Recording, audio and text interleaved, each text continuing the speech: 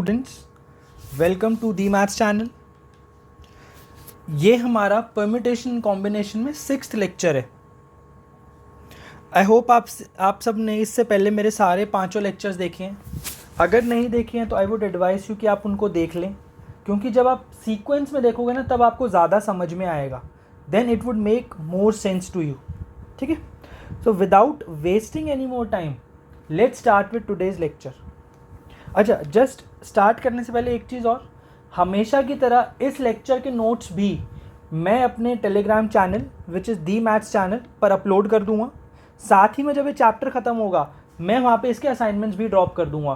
So if you want to practise, if you want to see the PDF of this chapter, you can access that through my Telegram channel which is the maths channel, और उसका link मैंने अपने इस video के description में भी डालूंगा। ठीक है, तो आइए स्टार्ट करते हैं आज का लेक्चर। तो क्या है आज का lecture? Today it is combinations. आज हम क्या पढ़ने वाले हैं? Today we will study about combinations.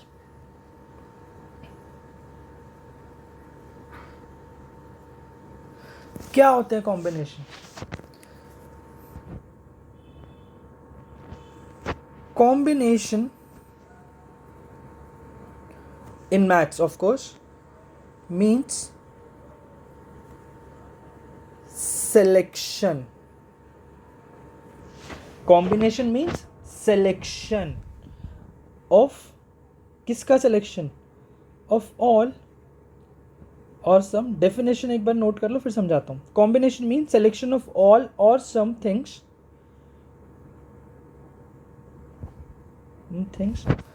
out of n things.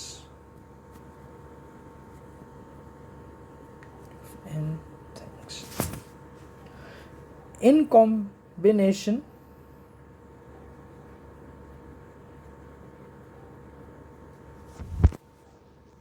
order of selection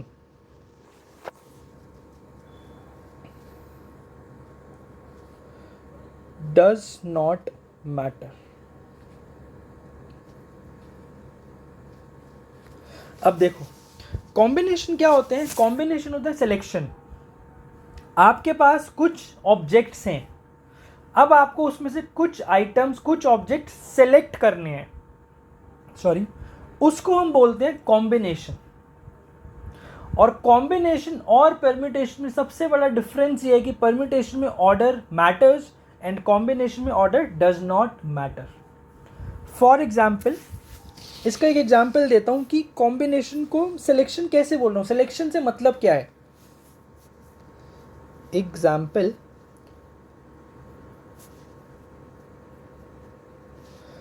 we want to select 2 objects out of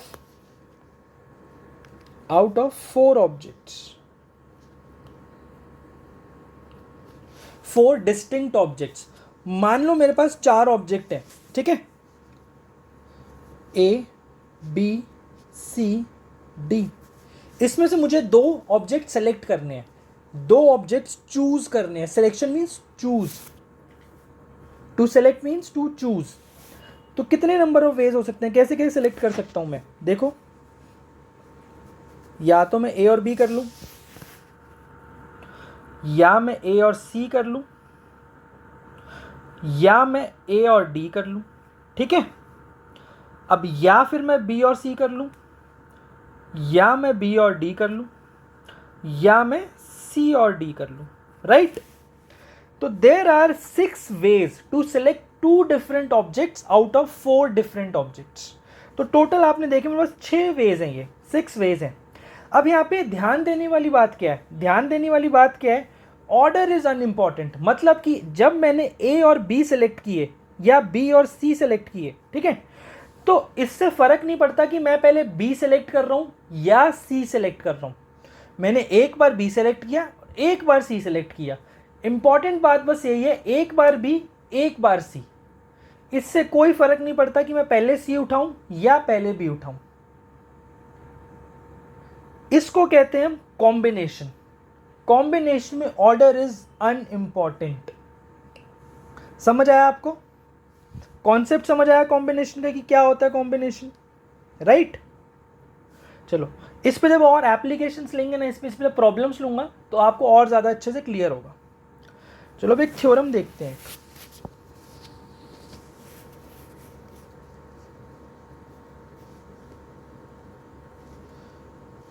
एक थ्योरम है, theorem for combination.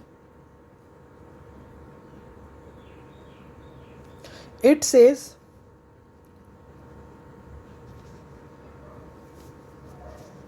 the number of ways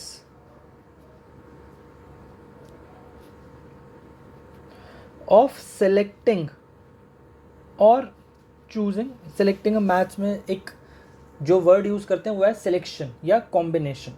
the number of ways of selecting r distinct objects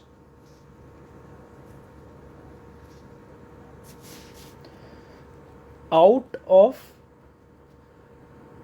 n distinct objects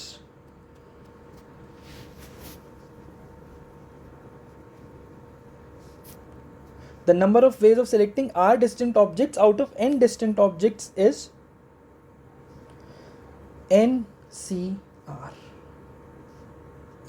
अभी NCR क्या होता है समझाता हूं। NCR होता है, NCR को हम डिफाइन करते हैं। हम NCR को कैसे डिफाइन करते हैं हम? NCR is equal to n factorial divided by r factorial into n minus r factorial when r is from 0 to n. r can take any value between 0 and n, and this is 0 for r is greater than n. तो हम NCR को ऐसे define कर रहे हैं। What is NCR? n factorial divided by r factorial into n minus r factorial when r can take any value from 0 to n, both inclusive obviously। ठीक है, तो this is my theorem for combinations. अब यहां पर एक चीज देखो आप, जो ध्यान देने वाली बात है इस थ्योरम में वो क्या है? The word distinct r distinct objects out of n distinct objects. ठीक है, समझ आई बात? अब यहां पर ये तो बात आपको क्लियर हो गई। अब मैंने यहाँ पे 0 क्यों लिखा है when r is greater than n? यार ऑब्वियस सी बात है ना, अगर r n से ज्यादा है, मान लो मेरे पास 5 ऑब्जेक्ट्स अवेलेबल है और मैं आपको कहता हूँ 7 ऑब्जेक्ट सेलेक्ट करो, तो 0 नंबर वेज मैं कर ही नहीं सकता, इसलिए हम उसको 0 बोलते हैं। बट जनरली इसको कोई पूछता नहीं है, इसकी कोई बात नहीं करता, इसलिए हम इसको इग्नोर कर देते हैं। ठीक है, अब इसी का एक एग्जाम्पल उठाते हैं। ऊपर वाला जो हमारा एग्जाम्पल था, जब हमें ए बी सी डी में से 2 ऑब्जेक्ट सेलेक्ट करने थे, तो कितने होंगे वो number of veg? Number of ways of selecting 2 distinct objects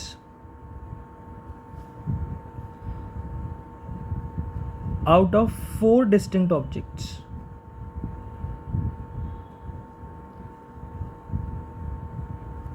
is 4C2। NCR होता है which is 4C2 equal to 6।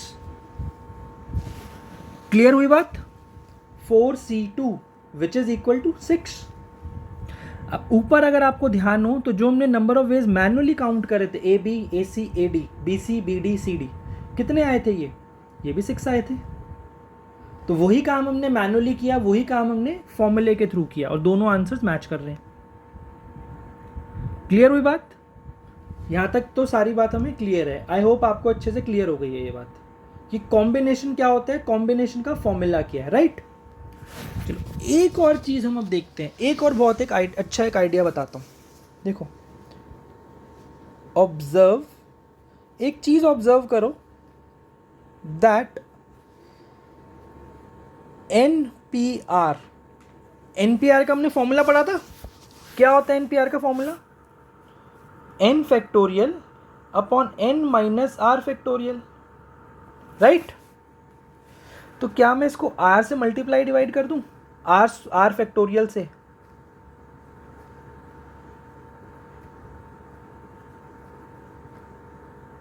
ठीक है, अगर इसको ध्यान से देखो तो ये क्या बन रहा है, this becomes n C r into r factorial, right. और एन पी आर क्या होता है, n P r is number of ways of arranging r distinct objects out of n distinct objects. वो arrangement, n P r is arrangement and n C r is selection.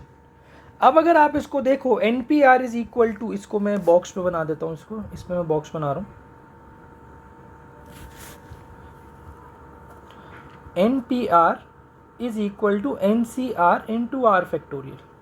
Now this is a very powerful idea, a very powerful idea. Powerful idea क्यों बोल रहा हूँ मैं इसको, क्योंकि अगर मुझे R ऑब्जेक्ट्स अरेंज करने हैं out of N distinct objects, तो अभी तक मैं NPR करता आ रहा था, बट हम वो एक्चुअली में क्या करते हैं, हम पहले R ऑब्जेक्ट्स को N में से सेलेक्ट करते हैं। हमने एक बार जब R ऑब्जेक्ट्स को सेलेक्ट कर लिया, उसके बाद हम उन R ऑब्जेक्ट्स को अरेंज करते हैं। तो आज से हम जब भी R ऑब्जेक्ट्स की अरेंजमेंट स्टडी करेंगे out of N distinct objects, हम हमेशा पहले R ऑब्जेक्ट्स सेलेक्ट करेंगे, उसके बाद उसको अरेंज करेंगे, which is NCR into R factorial. ठीक है, for example, number of ways of arranging, let's say 3 girls out of 5 girls, कितना होगा, इट वुड बी 5C3। पहले 3 गर्ल्स को सेलेक्ट किया इनटू 3 फैक्टोरियल, उनके बाद उनको एक लाइन में अरेंज करा। क्लियर हुई बात, सेम आएगा जब आप 5P3 करोगे तो। ठीक है, चलो यहां तक ये मुझे क्लियर हो गया। अब आगे चलते हैं, कुछ इंपॉर्टेंट रिजल्ट्स देखते हैं।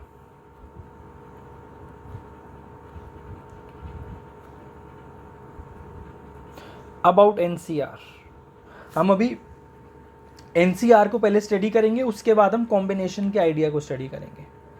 ठीक है, देखो सबसे पहला point, NCR is always a natural number, always.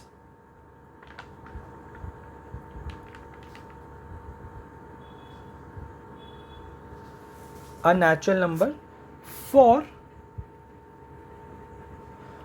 all r between 0 to n। अगर मैं r की वैल्यू 0 से n के बीच में सेलेक्ट करूं तो NCR हमेशा एक नेचुरल नंबर आएगा। This is point 1। ठीक है, point 2, NCN is 1 equal to NC 0। इसको भाई फॉर्मूले से भी देख सकते हो आप, simple, n factorial upon n factorial into n minus n factorial which is 0 factorial. अब मैंने अपने फैक्टोरियल वाले लेक्चर में आपको बताया था 0 फैक्टोरियल 1 होता है, तो 0 मत बोलना इसको, तो this is equal to 1। Same चीज़ अगर मैं NC नॉट के लिए करूँगा तो वो भी 1 आता है।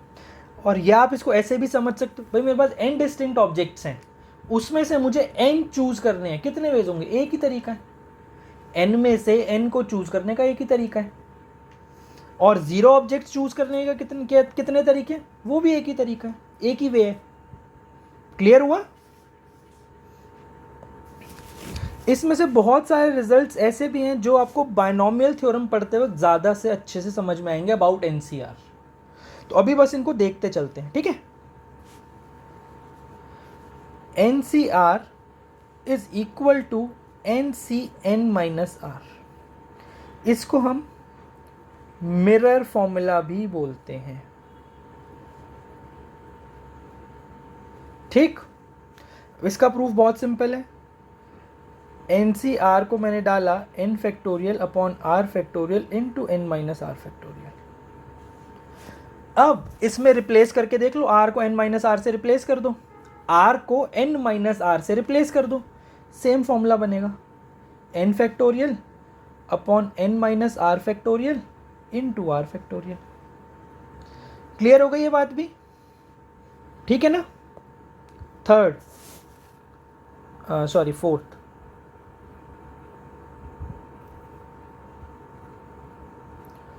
If NCX equal to NCY, then it implies that either x equal to y or x plus y equal to n. It's a very important result, बहुत सारे क्वेश्चंस में काम आएगा आपको, बहुत सारे क्वेश्चंस में, ठीक है। चलो fifth, NCR is equal to n-1 CR plus n-1 CR-1, ठीक है। अब इसको ऑब्जर्व करो, यहाँ पे इसको सबसे पहले तो याद करने का तरीका क्या है, इसको याद करने का तरीका क्या है, जो ये ऊपर वाले नंबर्स है ना दो, ये दोनों सेम होंगे, दोनों सेम होंगे, और नीचे वाले नंबर्स में एक का गैप होगा। तो हम उस केस में हम क्या करेंगे, और दोनों को जब ऐड करते हैं तो जो ऊपर वाला नंबर है ना वो एक इंक्रीज हो जाएगा, देखो n-1 बन गया n, और जो नीचे वाले नंबर हैं जो भी दोनों में से बड़ा नंबर होगा मैं उसको चूज कर लूंगा। मतलब यहाँ पे दोनों में से बड़ा नंबर r था तो मैंने r को चूज कर लिया। अच्छा एक बात इंपॉर्टेंट, मैं बार बार नहीं बोलूंगा कि r is from 0 to n 0 to n 0 to n। हम जब भी हम पूरा कॉम्बिनेशन पूरा बायनोमियल स्टडी करेंगे हम ये कंसिडर करके चलेंगे that r is from 0 to n, ठीक है। अब इसका एक बहुत स्मार्ट प्रूफ है, इसका प्रूफ क्या है, देखो अगर आप ध्यान दो n-1 CR के, अब मान लो आपके पास n पीपल है, ठीक है, you have n people are available and we want to select r people out of n people. तो हम क्या कैसे करेंगे, हमने उसमें से कोई एक को सेलेक्ट कर लिया a, ठीक है। अब जो मेरे नंबर ऑफ वेज होंगे ना, मैं नंबर ऑफ पीपल जो होंगे मैं उनको दो ही वेज में सेलेक्ट कर सकता हूँ। कैसे, या तो a को हर बार सेलेक्ट कर लूँ प्लस a को सेलेक्ट ना करूं, यही दो वेज है, किसी भी एक को मैंने मान लिया a, ठीक है। तो जब मैंने a को सेलेक्ट नहीं किया तो मतलब कितने लोग बचे मेरे पास, n-1 में से मुझे r पीपल को सेलेक्ट करना है, तो उसके नंबर ऑफ वेज हो जाएंगे n-1 CR। ऐसे ही अब जब मैंने a को सेलेक्ट कर लिया तो उसके नंबर ऑफ वेज हो जाएंगे, अब मुझे कितने लोग बचे सेलेक्ट करने को, r-1, क्योंकि एक को तो सेलेक्ट कर चुका हूं, बट r-1 कितने में सेलेक्ट करना है, n-1 में से, क्योंकि एक a हो गया और एक n-1 हो गए, तो n-1 CR-1, उन दोनों का सम मुझे क्या देगा, NCR। क्लियर हुआ, क्लियर हो गया अच्छे से। चलो सिक्स्थ क्या कहते हैं, R-NCR is equal to n into n-1 CR-1। इसका प्रूफ भी बहुत सिंपल है, देखो इसका प्रूफ भी बता देता हूं मैं। r मल्टीप्लाई बाय NCR को ओपन कर दो, n factorial into r factorial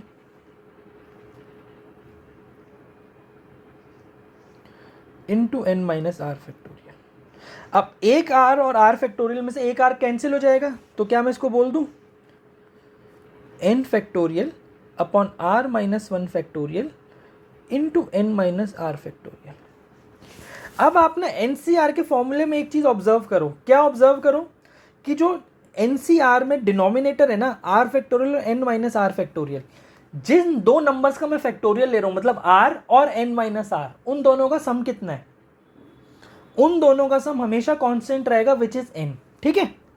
अब एक चीज देखो, यहां पर जो दो नंबर्स लिखे हैं r-1 और n-r, इन दोनों का सम कितना है, n-1 है, तो मैं इसको ऐसे लिख देता हूं n into n-1 factorial divided bye r-1 factorial into n-r factorial. अगर आप ध्यान से देखो, अगर ध्यान से देखो तो जो ये वाला पोर्शन है ना, इतना जो ये पोर्शन है, ये क्या बना, ये बन गया n-1 CR-1, तो इसलिए इसका प्रूफ हो गया।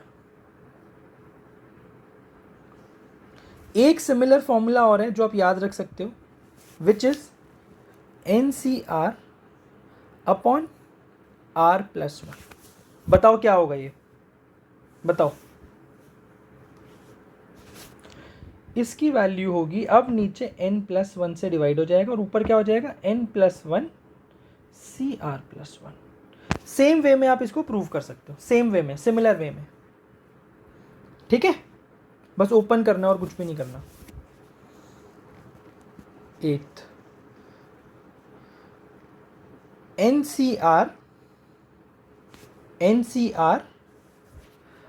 divided by NCR-1, this is equal to n-r+1/r। इस फॉर्मूले को कैसे याद रखेंगे हम? ऊपर NCR लिखा है और नीचे NC ऊपर वाले R से एक कम लिखा है, तो हम डायरेक्टली ये फॉर्मूला अप्लाई करेंगे। इसका प्रूफ नहीं बता रहा हूँ मैं, बहुत आसान सा प्रूफ है, खुद भी आप कर सकते हो। ऊपर NCR को ओपन कर दो, नीचे NCR-1 को ओपन कर दो, प्रूव हो जाएगा। ठीक है, इसको स्टैंडर्ड फॉर्म में याद कर लो। अब जो 9th रिजल्ट बता रहा हूँ ना, ये बहुत इंपॉर्टेंट है, वेरी इंपॉर्टेंट रिजल्ट। क्या कहता है ये? The product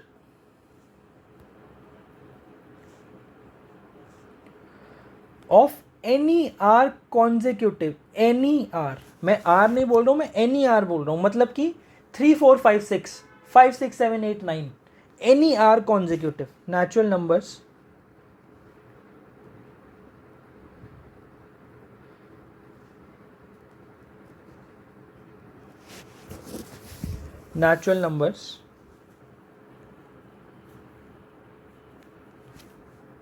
is always divisible by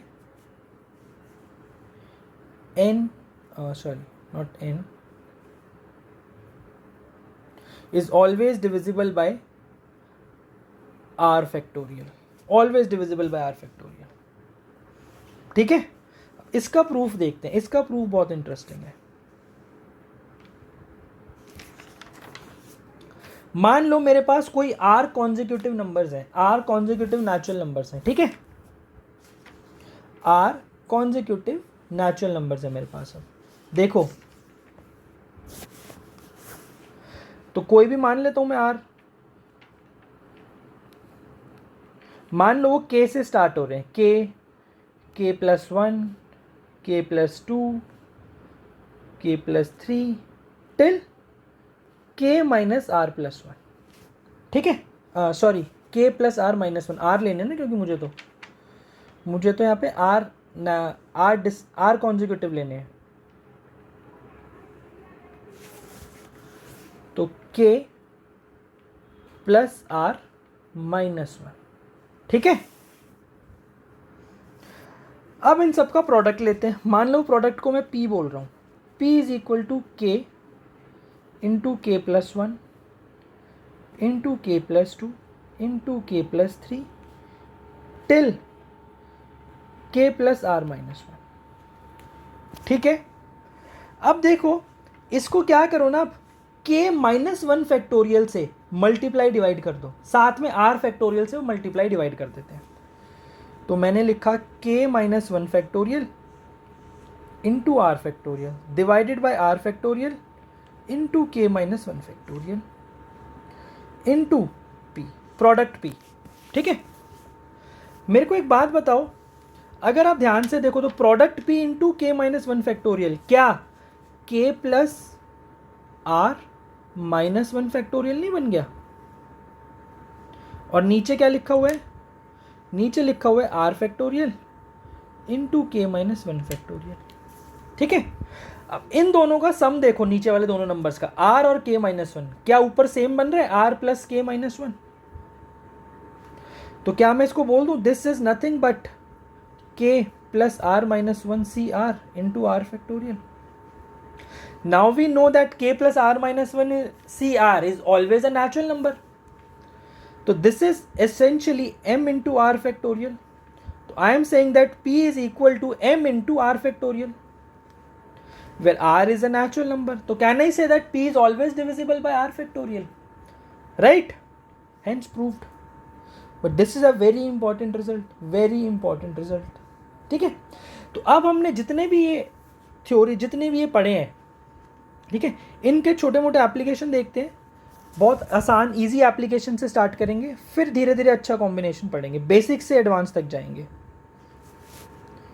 question number 1 बहुत आसान दे रहा हूँ पहला। If NC6 is equal to NC8 find n। हाँ जी, इसको बहुत आसान है तो इस पर ज़्यादा टाइम नहीं लगा रहा हूँ, आप इसको वीडियो को पॉज करके फिर अटेम्प्ट करना, ठीक। अब देखो,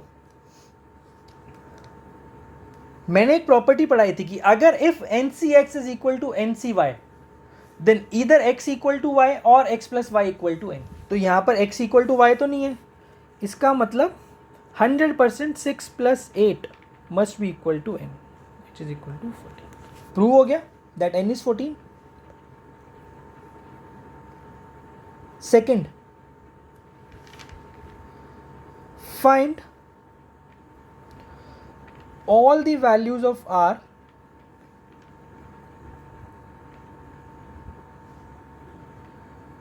satisfying the equation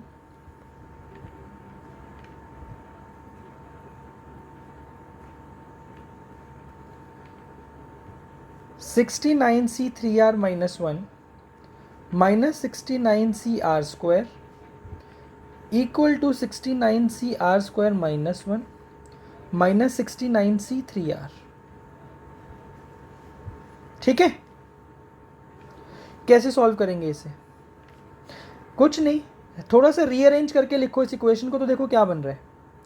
69c 3r minus 1 plus 69c 3r equal to 69c r square plus 69c r square minus 1। इतना क्लियर है? अब अगर आप ध्यान से सोचो तो ये तो प्रॉपर्टी बन रही है। क्या प्रॉपर्टी? मैंने आपको बताया था कि जब दोनों ये नंबर्स ऊपर वाले सेम है और नीचे वाले दोनों नंबर्स में एक का डिफरेंस है, तो मैं क्या करूँगा, ऊपर वाले एक को इंक्रीज़ करूँगा और नीचे में से जो भी बड़ा होगा उसको सिलेक्ट कर लूँगा। ऐसे ही यहाँ भी सेम हो रहा है तो यहाँ भी सेम करूँगा, ऊपर वाला एक को इंक्रीज़ करा और नीचे में से जो दो बड़ा था उसको, दोनों में से जो भी बड़ा था उसको एक को मैंने आर स्क्वायर को ले लिया। तो सेम अब फिर से वही बन गया NCX इक्वल टू NCY। तो इधर are square equal to 3R। इसका मतलब जब मैं इसको सॉल्व करूंगा तो R की दो वैल्यूज आती हैं 0 एंड 3 और R square plus 3R is equal to 70।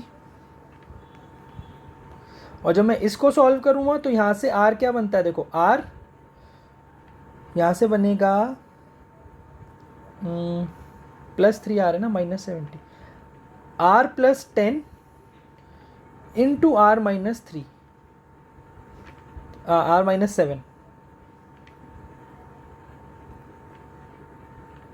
Equal to 0। तो यहाँ से आया R माइनस 10 कॉमा 7। लेकिन अब एक चीज़ देखो, अगर मैं R की वैल्यू 0 डालता हूँ तो ऊपर क्या बनेगा 69c minus 1 which is not defined, क्योंकि R तो हमेशा 0 से बड़ा होना चाहिए।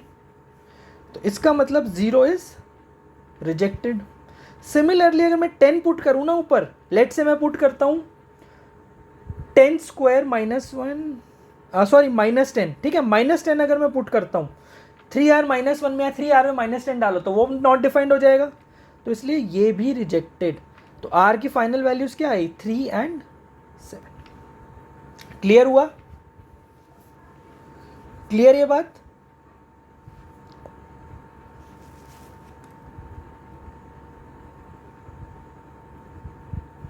चलो एक क्वेश्चन करते हैं, जेई का PYQ है, अच्छा क्वेश्चन है, इसको ट्राई करो।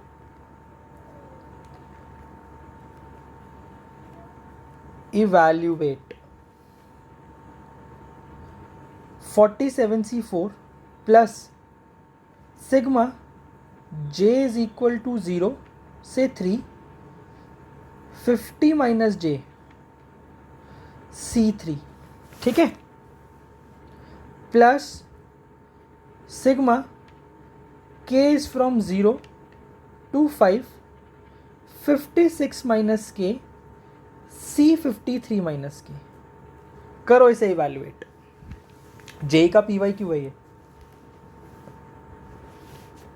वैसे ऐसे क्वेश्चन हम बायनॉमियल में बहुत ज़्यादा कवर करेंगे, बट स्टिल एक वाला क्वेश्चन हम यहीं पर अटेम्प्ट करो, क्योंकि इसके फॉर्मूले, इसको करने की टेक्निक मैं आपको एक्सप्लेन कर चुका हूँ।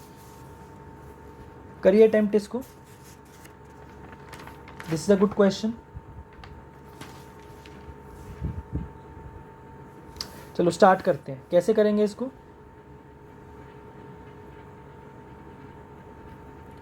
देखो 47C4, इसको तो मैं छेड़ नहीं रहा हूं, इसको तो मैं एज इट इज रख रहा हूं। इसको, इस सीरीज को ओपन कर दो, पूरी दोनों सिग्मा को ओपन करके लिख रहा हूं मैं। 50 - 0 यानी कि 50C3 उल्टा करते हैं, ठीक है, उल्टे से स्टार्ट करते हैं। कहाँ से? 50C, मतलब जे की वैल्यू पहले 3 पुट करते हैं, तो क्या बनेगा? 47C3, फिर क्या बनेगा?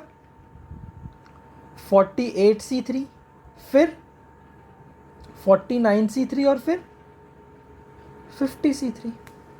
ठीक है। सिमिलरली इस सीरीज को भी मैं उल्टा ओपन कर रहा हूं, मतलब पहले के की वैल्यू 5 पुट कर रहा हूं, तो उस क्या आंसर आएगा? 56 - 5 विच इज 51C, 53 - 5 48, 51C 48। उसको मैं ये लिख रहा हूं डायरेक्टली, मैं लिख रहा हूं 51C3, क्योंकि अभी हमने पढ़ा ना NCR is equal to NC(n-r), right? तो मैंने यहां पर ये लिख दिया। अब जब मैं k को 1 डालूंगा तो फिर क्या बन जाएगा? k को जब मैंने 4 डाला, तो पहले 5 डालो, 4 डालो, 52C, 53 - 4 करो, 49 को मैं क्या लिख दूंगा? 3। फिर सीरीज 3 में आ जाएगी। देखो नीचे सबकी सब्सक्रिप्ट सेम बन रही है। अब 53C3, 54C3, 55C3 और एंड में 56C3। ठीक है। अब इन दोनों को क्लब करो पहले। देखो ऊपर के दोनों नंबर सेम है और नीचे का में एक का डिफरेंस है, तो मैं क्या करूँ आप सबको पता है, इसको मैं बनाऊंगा 48C4। 48C4 को मैं इससे क्लब कर दूं 49C4। 49C4 को इससे क्लब करूंगा तो क्या बनेगा? 50C4। फिर इसको करूंगा 51C4, इसको करा 52C4, फिर इसको करा 53C4, इसको करा, इसको जब करूंगा तो 53C3 को 54C4, फिर इसको करा 55C4, इसको करा 56C4 और इसको करा 57C4। So the answer is 57C4। Clear हुआ? क्लियर है ये बात?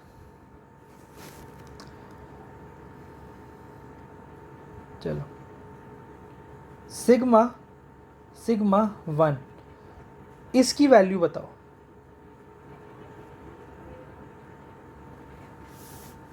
बताओ।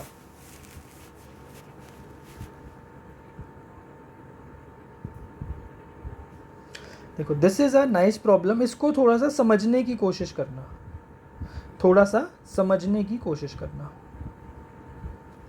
देखो 1, ये डबल समेशन ओपन कैसे होता है? आई क्या क्या वैल्यूज ले सकता है? आई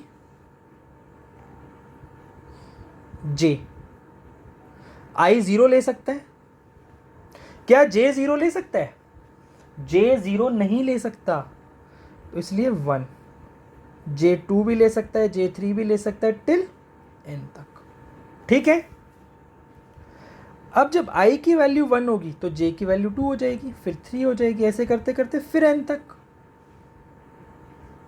फिर जब i की वैल्यू 3 हुई, सॉरी i की वैल्यू जब 2 हुई तो j की वैल्यू क्या होगी? 3, 4 टिल n। ऐसे करते करते करते जब n हो जाएगी इसकी वैल्यू, ठीक है, जब i की वैल्यू n हो जाएगी तो j कुछ भी नहीं ले पाएगा, राइट? तो अब जब i 0 हुआ और j 1 हुआ तो 1 ऐड हो, 1 लिख दिया मैंने। अब जब i 0 रहा और j 2 हुआ तो मैंने 1 को ऐड कर दिया। जब i 0 हुआ और j 3 हुआ मैंने फिर से 1 को ऐड कर दिया, जब i 0 है और j 4 हुआ मैंने फिर 1 को ऐड कर दिया। ऐसे ही करते करते मैं n तक जाऊंगा, ठीक है। अब फिर जब i 1 होगा तो फिर से, और j 2 होगा, मैं फिर 1 ऐड कर दूंगा, फिर एक बार 1 ऐड कर दूंगा, एंड सो ऑन। अब मेरे को एक बात बताओ, मैं सबकी ना पेयरिंग लिखता हूँ, 0 1 0 2 0 3 0 4 टिल 0 n। ऐसे ही 1 2 1 3 1 4, ऐसे करते करते लास्ट में n-1 n तक जाएगा, ठीक है। तो क्या आपको नहीं लगता यहां पर हो क्या रहा है? अगर आप ध्यान से ऑब्जर्व करो तो n नंबर्स हैं, और मैं उन n नंबर्स में से जितने भी पॉसिबल पेयर्स हैं, 0 1 0 2 0 3 0 4, जितने भी पॉसिबल पेयर्स हैं वो सारे क्रिएट कर रहा हूं, राइट। मैं सारे पॉसिबल पेयर्स क्रिएट कर रहा हूं, यही कर रहा हूं ना मैं? समझ आ रही है बात?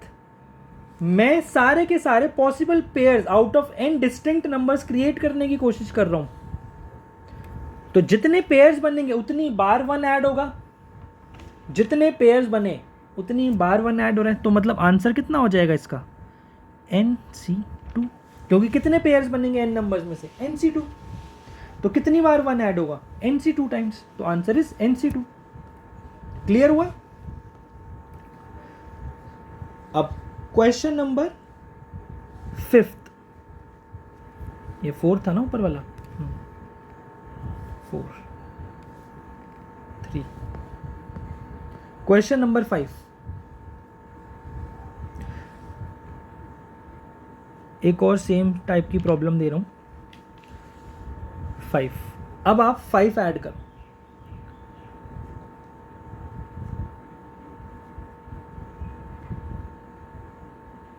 हाँ जी बताइए।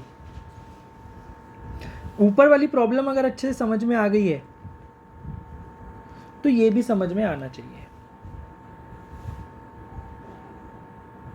तो स्टार्ट करते हैं। देखो क्या होगा इसमें ना,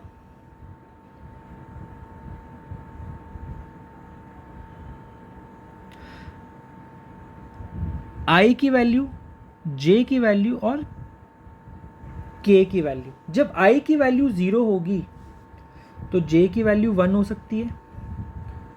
अब जब j की वैल्यू 1 है तो k क्या क्या वैल्यू ले सकता है?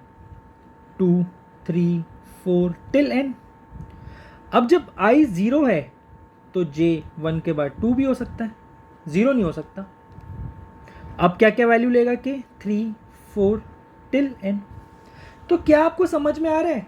अब यहाँ पे जितने ट्रिपलेट्स बन रहे हैं, 0 1 2 0 1 3 0 1 4, जितने नंबर ऑफ ट्रिपलेट्स बन रहे हैं उतनी बार 5 ऐड होगा।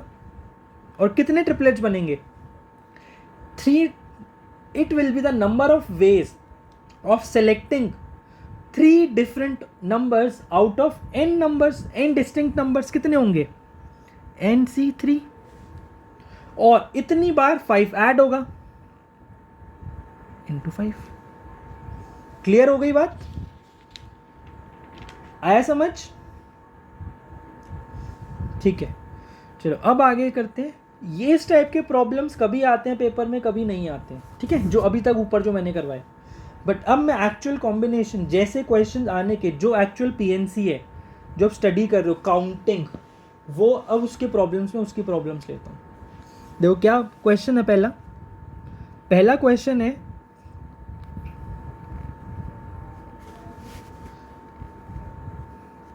"15 games were played among n teams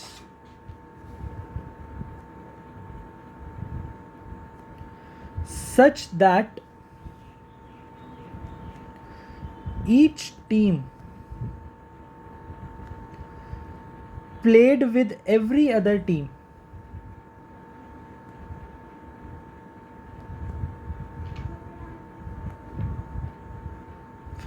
exactly once.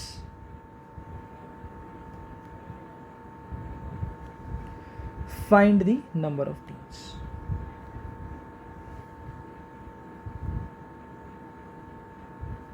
हाँ जी बताइए कैसे करेंगे इस वाले क्वेश्चन को।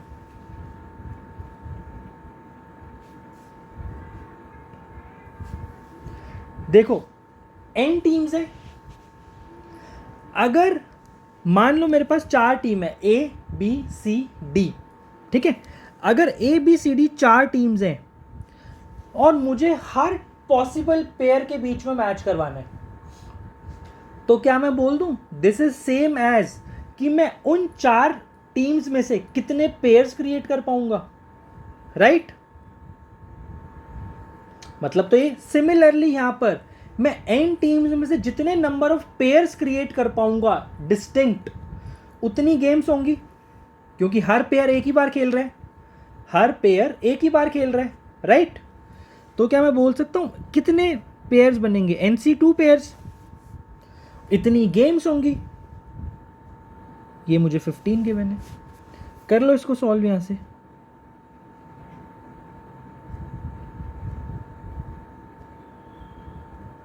टू फैक्टोरियल 2 तो जाके 30 हुआ और ऊपर जाके n-1 इंटू n बच गया इज इक्वल टू 30। तो यहाँ से मुझे डायरेक्ट दिख रहा है कि n की वैल्यू 6 है, 6 इंटू 5 इज 30, ठीक है।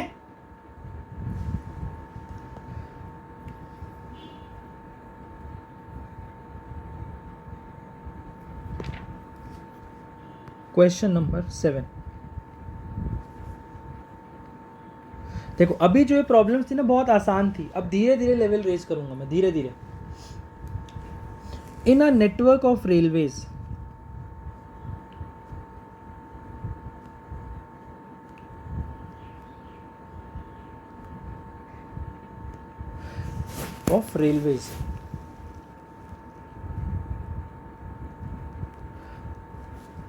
a small island has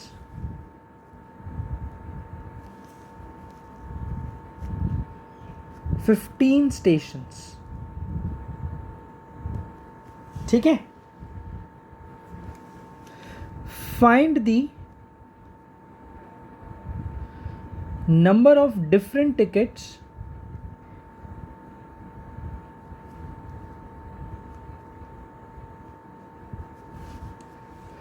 that need to be printed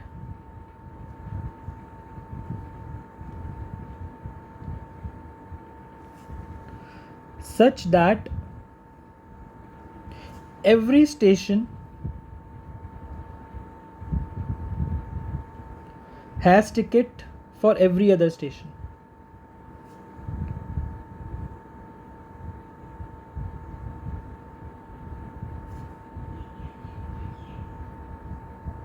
हाँ जी बताइए कैसे करोगे, कैसे करेंगे ये वाला।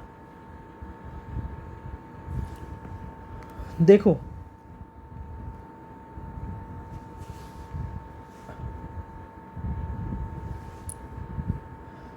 यहां पर हर जो पेयर होगा, मान लो A और B 2 स्टेशन है, A और B 2 स्टेशन है, ठीक है।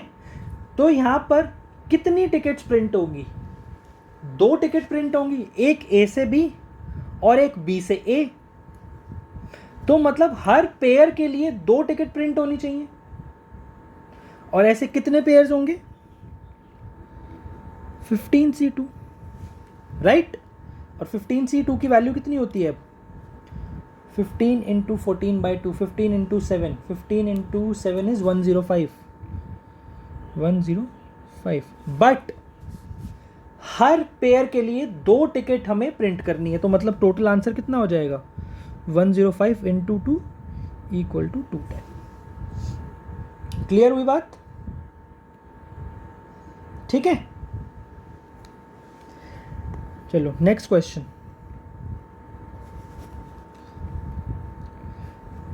A committee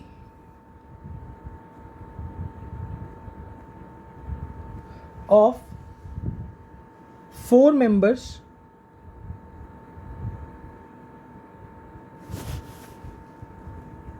is to be formed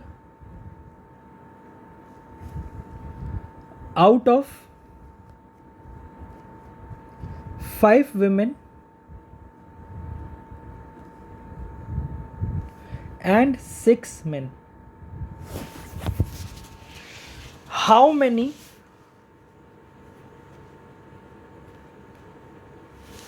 distinct committees can be formed?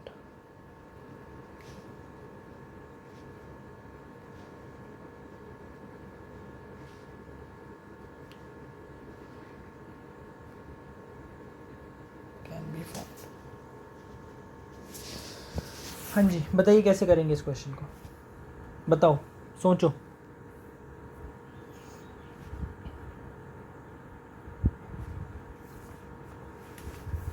सोचो सोचो।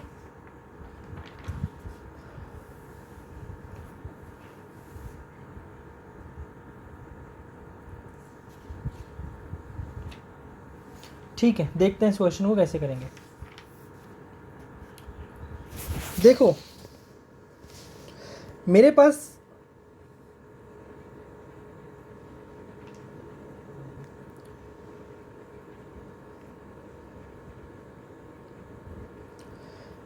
फाइव वुमेन है, 6 मेन है, और मुझे कितने सिलेक्ट करने हैं? इसमें से 4 सिलेक्ट करने हैं। तो मैं क्या कर सकता हूँ, एक भी विमेन ना लूँ, सारे मेन ले लूँ, ठीक है? या फिर एक विमेन ले लूँ, 3 मेन ले लूँ, 2 विमेन लूँ, 2 मेन लूँ, 3 विमेन, 1 मैन, 4 विमेन, 0 मैन। यही पॉसिबिलिटीज है। अब पहले केस के नंबर ऑफ वेज कितने होंगे? 0 विमेन सेलेक्ट करनी है आउट ऑफ 5 विमेन। कितने नंबर ऑफ वेज होते हैं? 5C0 equal to 1, right? Fundamental principle of counting multiplied by, अब मुझे कितने मेन सेलेक्ट करने आउट ऑफ 6 मेन? 4 मेन। कितने नंबर ऑफ वेज होंगे उसके? 6C4। दोनों को मल्टीप्लाई कर दूंगा, fundamental principle of counting, right? इसके कितने वेज होंगे? 5C1 into 6C3। क्लियर हुई बात? 5C2 into 6C2। Similar manner में इसको क्या लिखूंगा? 5C3 into 6C1, 5C4 into 6C3। और मेरा टोटल कमिटीज कितनी होंगी? इन सब का सम। इन सब को जब आप सम करोगे ना तो आंसर आता है 330। तो total 330 committees can be formed. आई बात समझ? ठीक है, मैं इसको एक बार कैलकुलेट करके लिख रहा हूँ। 15, ये वाली चीज़ लिख रहा हूँ यहाँ पे, 100, 150, 60 एंड 5। ठीक है? अच्छा, क्या यही एक तरीका है इसको करने का? एक और ऑल्टरनेटिव बताता हूँ। देखो, जब कोई रिस्ट्रिक्शन ही नहीं है मुझ पे कि मैं कितने मैन लूँ, कितने वेमेन लूँ मेरे पास, तो मैं इस प्रॉब्लम को कैसे देखूँगा कि मेरे पास 11 लोग हैं और 11 में से 4 सेलेक्ट करने हैं। 4 needs to be selected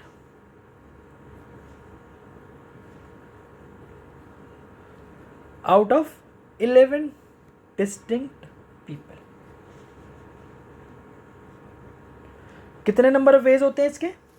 11C4। इसको जब कैलकुलेट करोगे तो ये भी 330 ही आएगा। आ गई बात समझ? This is how we do. चलो, अब हो गई ना, ये सब कर लिया। अब एक अच्छी प्रॉब्लम लेते हैं।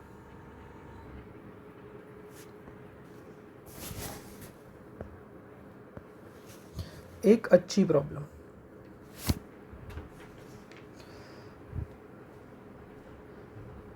Late set A 1 2 3 till 22। एक सेट है मेरे पास A जिसमें 22 एलिमेंट्स हैं, 1 से लेके 22 तक नंबर्स हैं। Set B is a subset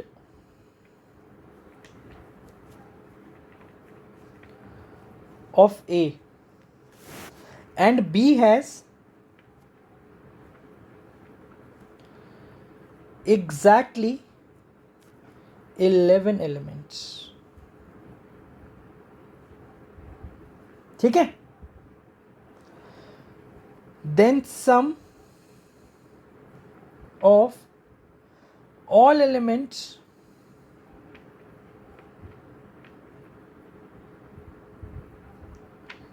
of all possible subsets B is, ठीक है। देखो क्वेश्चन क्या कह रहा है, मेरे पास एक सेट है A जिसमें 1 2 3 से लेके ऐसे करके 22 नंबर्स हैं, ठीक है। अब सेट B क्या है, सेट B A का सबसेट है और B में एग्जैक्टली 11 एलिमेंट्स हैं। अब वो मुझसे पूछ रहे हैं जितने भी पॉसिबल B है ना, हर B के लिए एलिमेंट्स का सम बताओ। मतलब एक सेट में मान लो नंबर्स आए 1 2 3 4 5 6 7 8 9 10 11, दूसरे सबसेट में नंबर्स आए 2 3 4 6 5 6 7 8 9 10 11 12। तो आपको क्या करना है, ऊपर वाले सबका सम प्लस नीचे वाले सबका सम लेना है। तो ये बात तो समझ आ रही कि एलिमेंट्स रिपीट करेंगे, एलिमेंट्स रिपीट करेंगे, राइट। अगर एलिमेंट्स रिपीट कर रहे हैं तो देखो कैसे रिपीट, कितना सम होना चाहिए। एक चीज तो मुझे समझ में आ रही है कि हर एलिमेंट रिपीट करेगा, राइट। और क्या मैं बोल दूं, हर element same number of times repeat कर रहा है। भाई देखो, मान लो मुझे 5 एलिमेंट होते हैं मेरे पास, 1 2 3 4 5, इसमें से मुझे एक सबसेट बनाना है 2 एलिमेंट्स का, ठीक है। तो मैं क्या क्या बनाता, 1 2 1 3 1 4 1 5 2 3 3 4 3 5 4 5। तो कितने बनते हैं ऐसे सबसेट, 5C2 10 सबसेट बनते हैं। 1 2 3 4 5 6 7 8। अच्छा 2 मिसिंग है अभी, कौन से मिसिंग है, अच्छा 3 4 3 5 ये रह गए, 2 4 और 2 5। अब इन सारे सबसेट्स का ना मुझे सम निकालना है, जितने एलिमेंट्स हैं। तो आपको एक चीज दिख रही होगी, एक कितनी बार रिपीट हो रहा है, 1 2 3 4। तो मैं 1 को 4 टाइम्स ऐड करूंगा, 1 + 1 + 1 + 1। 2 कितने टाइम्स रिपीट हो रहा है, 1 2 3 4। तो 2 को भी 4 टाइम्स रिपीट करूंगा। ऐसे 3 भी 4 टाइम रिपीट हो रहा है, 3 भी 4 बार आ रहा है, 4 भी 4 टाइम्स आ रहा है और 5 भी 4 टाइम्स आ रहा है। तो इसको अब ऐसे लिख दूं मैं, 4 × 1 + 2 + 3 + 4 + 5 × 4, राइट। तो इसका आंसर कितना आएगा, 15 × 4 60। समझ में आया। अब चलते हैं अपनी ओरिजिनल प्रॉब्लम पे। हमारी ओरिजिनल प्रॉब्लम क्या है, ओरिजिनल प्रॉब्लम इज हमारे पास 22 एलिमेंट है, इसमें से 11 सेलेक्ट करने हैं। तो ये तो मुझे समझ आ गया एग्जाम्पल से कि हर नंबर एक fix number of times repeat करेगा। तो मतलब मैं अपनी प्रॉब्लम का आंसर k × 1 + 2 + 3 + 4 + 5 + 6 टिल 22 लिख दूँ, राइट। ये समझ में आ गया। अब बात आती है k कि k क्या होगा, ठीक है ना। इसका सम आ रहा है, इसका सम आता है, कैसे करोगे, 22 × 23/2 n × n + 1/2। तो उससे आंसर आता है 253। तो k × 253, ठीक है। अब ये k क्या है, देखो फिर से एग्जाम्पल में समझते हैं। हर एलिमेंट कितनी बार रिपीट होगा, देखो कोई भी सबसेट है, मान लो मैं 1 देखूं, एक। फर्स्ट एलिमेंट तो मेरा फिक्स हो गया ना, हर एलिमेंट हर सेट में। मुझे ये देखना है कि एक कितने सेट्स में आ रहा है, राइट। तो उस सेट में एक एलिमेंट तो 1 है, और दूसरा एलिमेंट की कितने चॉइसेस हैं आपके पास, बताओ। 4 चॉइसेस हैं, which is 4C1, 4C1 ways है, राइट। तो इसलिए 1 हर एलिमेंट मेरा 4 टाइम्स आ रहा है, ठीक है। अब ऐसे यहां पे k को देखो भाई, कोई भी एक एलिमेंट है, 11 एलिमेंट में से एक एलिमेंट तो फिक्स हो गया। मुझे क्या करना है, मुझे रेस्ट जो 21 एलिमेंट्स बचे ना, उसमें से 10 एलिमेंट सेलेक्ट करने हैं, मतलब कि 21C10।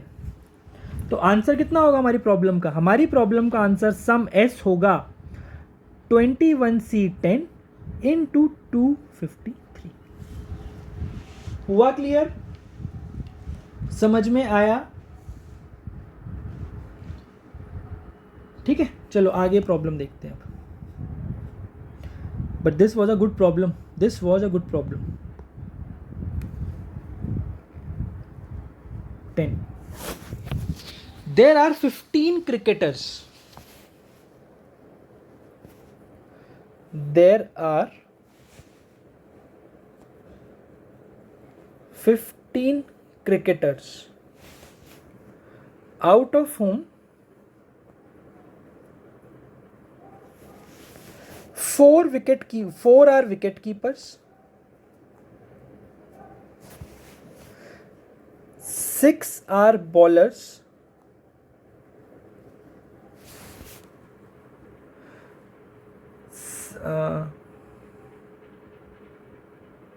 wait,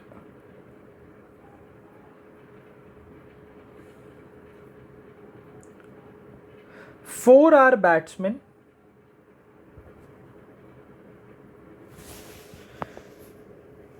1 is all-rounder,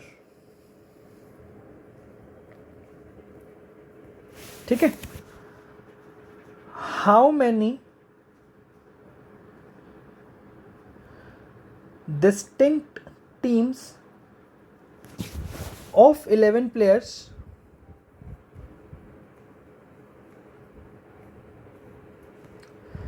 can be selected such that A,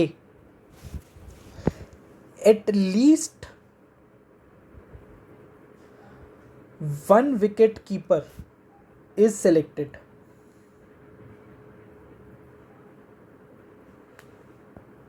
B,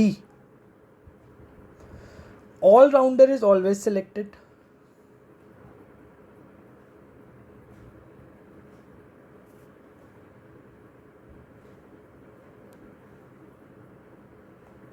C, at least 4 batsmen are selected,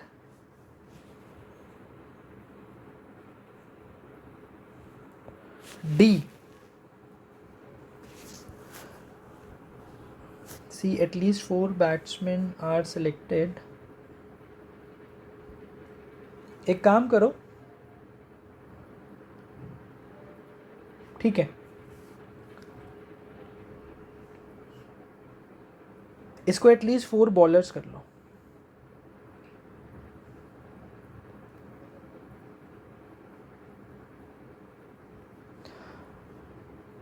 all 4 batsmen must be selected।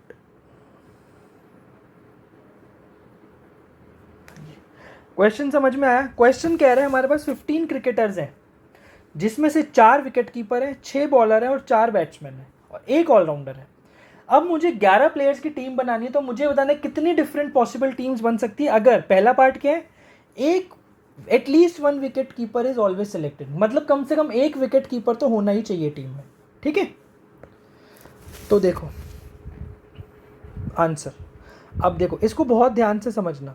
अब कोई बोलेगा कि सर एटलीस्ट 1 विकेट कीपर चाहिए ना मुझे, तो पहले मैं एटलीस्ट वाली कंडीशन फुलफिल कर देता हूँ। तो मैं क्या करता हूँ, 4C1, एक विकेट कीपर 4 में से एक वे में आ गया, जो बाकी बचे हुए 14 प्लेयर्स है ना, उसमें से मैं 10 प्लेयर्स सेलेक्ट कर लेता हूँ, तो ये मेरी टीम डिफरेंट टीम्स हो जाएंगी, राइट। भाई पहले जो 4 विकेट कीपर थे उनमें से एक सेलेक्ट कर लिया, तो मेरी एटलीस्ट वाली कंडीशन फुलफिल हो गई। उसके बाद जो 14 प्लेयर बचे उसमें 10 सेलेक्ट कर लिए, राइट। बट ये गलत है। जब भी एटलीस्ट की कंडीशन आए ना, कभी भी उस कंडीशन को पहले फुलफिल मत करो, ओवर काउंटिंग होती है। कैसे, इसको समझते हैं, ठीक है। देखो,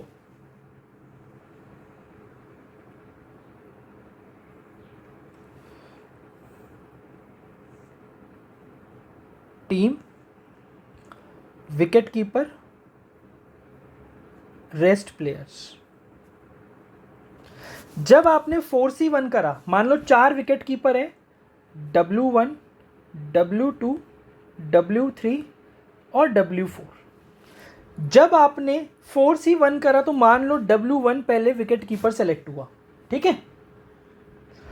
तो अब जो बाकी के 14 प्लेयर बचे उसमें 10 की टीम सेलेक्ट होगी। मान लो ये टीम बनी W2, W3 और जो बाकी के बॉलर्स बैट्समैन है उसमें बाकी के 8 प्लेयर्स आ गए, 8 अदर प्लेयर्स, ठीक है। अब मान लो, तो ये हो गई टीम नंबर 1। तो टीम नंबर 1 क्या है, मेरे पास 3 विकेट कीपर है उस टीम में, W1, W2, W3 और 8 अदर प्लेयर्स हैं, राइट। अब मान लो टीम 2 में क्या होता है, W2 सेलेक्ट हो जाता है। अब जो बाकी बचे 14C10 है ना, उसमें से एक कॉम्बिनेशन ऐसा भी आएगा जब इधर W1 और W3 सेलेक्ट हो जाएंगे और यही 8 सेम प्लेयर सेलेक्ट होंगे, 8 अदर प्लेयर्स, ठीक। तो अब आपको ये दिख रहा है कि जो टीम 1 और टीम 2 है वो दोनों सेम ही टीम है, क्योंकि ऊपर भी W1, W2, W3 और 8 प्लेयर्स हैं, सेम 8 प्लेयर्स, और नीचे भी W1, W2, W3, 8 same players हैं। तो ये टीम 2 बार काउंट हो गई, तो ये ओवर काउंटिंग हो गई। अब ये सोचो, ये तो मैंने यहाँ पे सिर्फ 8 प्लेयर्स फिक्स कर दिए हैं अभी के लिए, राइट। अब ऐसे कितने डिफरेंट पॉसिबल कॉम्बिनेशंस होंगे, 11C8, बहुत ओवर काउंटिंग हो जाएगी, राइट। तो इसका मतलब this method is wrong. Actual method कैसे है, एटलीस्ट का क्वेश्चन हम कैसे करते हैं, हम करते हैं total minus wrong cases, right. अब देखो टोटल कितनी टीम्स बन सकती हैं, भाई 15 प्लेयर्स हैं, ठीक है। 11 प्लेयर्स चूज कर लेता हूं। और रॉन्ग केस कौन से होंगे, रॉन्ग केसेस मेरे वो होंगे जहां पर मेरे लिए वो गलत केसेस हैं, वो गलत टीम्स हैं जहां पर एक भी विकेट कीपर नहीं है, ठीक है। मान लो एक भी विकेट कीपर मैंने सेलेक्ट नहीं किया, तो ऐसे कितनी टीम्स बनेंगी, भाई 15 में से 4 को निकाल दो, बचे 11, उन 11 को लेना ही पड़ेगा, सिर्फ एक टीम बनेगी, राइट। तो आंसर कितना आ गया, 1364। समझ आया 15C11 -1 क्यों किया, राइट। क्लियर है बात। अब देखो यहां पर ये गलती हो क्यों रही है, इसको समझते हैं। ये गलती यहां पर इसलिए हुई क्योंकि जो ये वाला ग्रुप है ना, जहां पे से आप पहला विकेट कीपर चूज कर रहे हो और उसके बाद जो 14C10, जो ये 14 पीपल का ग्रुप है और जो ये 4 का ग्रुप है, इसमें ओवरलैप है। मतलब आपने wicket keeper W1, W2, W3, W4 में को जब कंसिडर किया, उसमें से एक सेलेक्ट कर लिया, तो एक ग्रुप तो ये हो गया 4 लोगों का। अब बाकी जब 14 लोग हैं, उन 14 लोगों में जो इधर के बचे हुए 3 विकेट कीपर है ना, वो भी इंक्लूडेड है, क्योंकि ओवरलैप है ना दोनों ग्रुप्स में, इसलिए ये गलती हुई। तो अगर मैं ओवरलैप हटा दूं तो इसका एक और अल्टरनेटिव देखते हैं। और मान लो सिर्फ और सिर्फ एक ही विकेट कीपर सेलेक्ट कर रहा हूं मैं, only one wicket keeper, exactly one wicket keeper, तो मैं क्या बोलूंगा, 4C1 वेज में एक विकेट कीपर उठा लिया। अब जो बाकी के जो 10 लोग हैं ना, उसमें मैं विकेट कीपर को इंक्लूड नहीं करूंगा क्योंकि मेरा एग्जैक्टली वन विकेट कीपर है। ठीक है, तो बाकी कितने होंगे, 4 को हटा दो, 11C 10, क्योंकि बाकी के 11 लोगों में से मुझे 10 लोग चूज करने हैं। प्लस अब देखो यहां पर जो है 4 का ग्रुप है और जो 11 का ग्रुप है, दोनों डिस्टिंक्ट ग्रुप्स हैं, कोई ओवरलैप नहीं है, तो इसलिए जो टीम्स भी बनेंगी ना वो हमेशा डिस्टिंक्ट बनेंगी। ठीक है, अब देखते हैं, प्लस करते हैं। अब मान लो 2 विकेट कीपर ले लिए मैंने, एटलीस्ट वन था ना, 2 भी ले सकता हूं, तो एक होना चाहिए कम से कम, 2 हो जाए तो कोई प्रॉब्लम ही नहीं। 4C2 इन 2, अब क्या करूंगा, 11 में से अब कितने लोग लेने हैं, 9 लोग। ऐसे ही 3 विकेट कीपर लिए और 11 में से बाकी 8 प्लेयर ले लिए, ये चारों के चारों विकेट कीपर ले लिए और जो 11 थे ना उसमें से 7 ले लिए। समझ आया? This is the right approach to do this question. ये दोनों ही अप्रोच अच्छी हैं। इसका आंसर भी 1364 आएगा। अब कोई कहेगा सर जब ऊपर वाली से इजीली आंसर आ रहा है, वहां पे मुझे सिर्फ एक 15 से 11 कैलकुलेट करना पड़ा था, यहाँ पे मुझे कई बार कैलकुलेट करना पड़ेगा, तो मैं नीचे वाली अप्रोच क्यों समझूं? बेटा आप इसलिए समझो क्योंकि हर क्वेश्चन में ज़रूरी नहीं कि ऊपर वाली अप्रोच लग जाएगी या ऊपर वाली अप्रोच स्ट्राइक करना इतना आसान होगा। जो रॉन्ग केसेस है ना, कई बार कैलकुलेट करने में अपने आप में बहुत डिफिकल्ट होते हैं, इसलिए हम नीचे वाली अप्रोच भी समझ रहे हैं। ठीक है, अब नेक्स्ट पार्ट क्या था इसका, ऑलराउंडर इज ऑलवेज सिलेक्टेड। तो भाई एक ऑलराउंडर था, उसको सिलेक्ट कर लिया, बाकी के वजह से 14 लोग हैं, उसमें 10 लोग ले लेता हूं, एक ऑलराउंडर हो गया, बाकी जो 14 लोग थे अब उसको तो सिलेक्ट कर लिया, बाकी में से 10 लोग ले लिए, क्योंकि ग्रुप है ही नहीं, ग्रुप डिस्टिंक्ट है, इसलिए कभी team overlap, team over counting होगी नहीं। समझ आया? चलो पार्ट सी। पार्ट सी क्या था, एटलीस्ट 4 बॉलर्स आर सिलेक्टेड। ठीक है, अब एटलीस्ट 4 बॉलर्स चाहिए मुझे यहाँ पे। अब अगर देखो आप wrong, total minus wrong cases करते हो, तो रॉन्ग केसेस कौन से होंगे, जब 3 बॉलर है, जब 2 बॉलर है, जब 1 बॉलर है, जब 1 भी बॉलर नहीं है। बट वो कैलकुलेट करने से अच्छा क्यों ना मैं डायरेक्टली कैलकुलेट करूं, एटलीस्ट 4 बॉलर्स चाहिए ना, मेरे पास टोटल 6 बॉलर्स अवेलेबल है, तो मैं एक काम करता हूं, एग्जैक्टली 1 बॉलर लेता हूं, 6 में से कोई एक बॉलर ले लिया, ठीक, बाकी के जो 10 लोग हैं वो कहां से आएंगे, देखो बाकी, अच्छा आप एक चीज समझो, आप मेरी बात, इसको हटाओ, अच्छा चलो एक चीज ऐसे समझाता हूं मैं, अभी के ना 6 बॉलर्स को हटा दो, 6 बॉलर्स को हटा दो, तो बाकी टीम कितने मेंबर्स की बचती है, 4 और एक 5 और 4 9 लोगों की है। ठीक है, तो क्या मैं बोल सकता हूं एक बॉलर तो हमेशा ही आएगा, एक बॉलर तो हमेशा ही आएगा, राइट? तो एक बॉलर को छोड़ने का ऑप्शन नहीं है मेरे पास।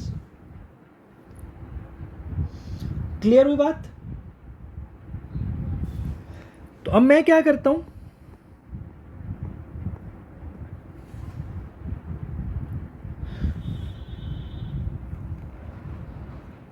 सॉरी, 4 बॉलर को ले लेता हूं, 6 में से 4 बॉलर ले लिए, अब बचे कितने मेरे पास, 9 लोग बचे, जिसमें से कितने लोग सेलेक्ट करने हैं, 9C7, 7 लोग सेलेक्ट करने हैं। लेकिन अभी 9 और 6 दोनों डिस्टिंक्ट ऑब्जेक्ट्स हैं, डिस्टिंक्ट ग्रुप्स हैं, जहां पे से मैं ऑब्जेक्ट सेलेक्ट कर रहा हूं, इसलिए ओवर काउंटिंग नहीं होगी। क्लियर बात? प्लस अब मैं 5 बॉलर ले रहा हूं 6 में से, फिर कितने बचेंगे, 9 में से अब कितने लेने हैं, 6 लोग, प्लस अब मैं 6 के 6 बॉलर ले रहा हूं और बाकी 9 में से सिर्फ 5 लोग। क्लियर हुई बात? तो ये इसका आंसर है। कॉम्बिनेशन क्लियर हो रहा है अच्छे से, हम कैसे करते हैं, कैसे सोचते हैं चीजों को? ठीक है, अब देखो नेक्स्ट क्वेश्चन देखते हैं। अच्छा अभी एक बचा है, एक बचा है अभी। D, all 4 batsman must be selected. भाई 4 बैट्समैन है, सिलेक्ट कर लिया। जब मैंने 4 बैट्समैन को सिलेक्ट कर लिया तो बाकी कितने लोग बचे? 11 लोग हैं। उसमें से मुझे क्या करना है? 7 को सिलेक्ट करना है। जब 4 बैट्समैन थे, चारों को ले लिया है, तो बाकी 11 में से 7 को सिलेक्ट कर लूँ, right, which is 11C7। Clear हुई बात? चलो आगे समझते हैं, और क्वेश्चन देखते हैं कुछ। ये सारे ना अच्छे क्वेश्चन हैं, ये आपका मैं इसलिए करवा रहा हूँ ताकि आपका कॉम्बिनेशन और कॉन्सेप्ट बिल्कुल क्लियर हो जाए। तो एक जो वाली गलती है ना, आप कभी मत करना कि जब भी एटलीस्ट की कंडीशन हो, कभी भी उसको पहले फुलफिल मत करना। हमेशा टोटल माइनस रॉन्ग केसेस, या फिर सिस्टमैटिक काउंटिंग जैसे मैंने आपको करके दिखाई। ठीक है, 1 wicket keeper, 2 wicket keeper, 3 wicket keeper, 4 wicket keeper, 4 bowler, 5 bowler, 6 bowler, correct. आइए अब आगे देखते हैं next question.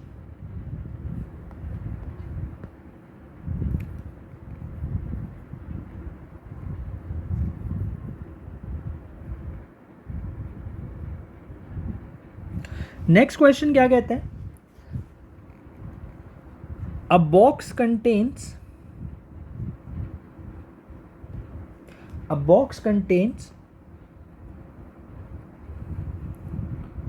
5 different red balls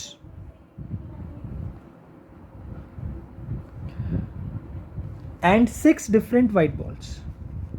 5 red balls है, 6 वाइट बॉल्स है।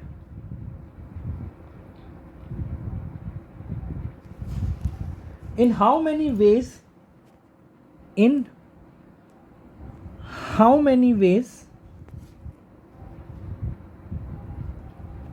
6 balls can be selected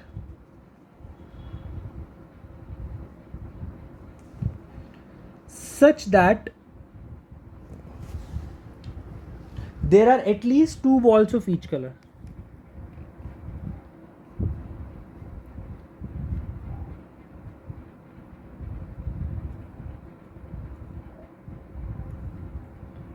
Of each color।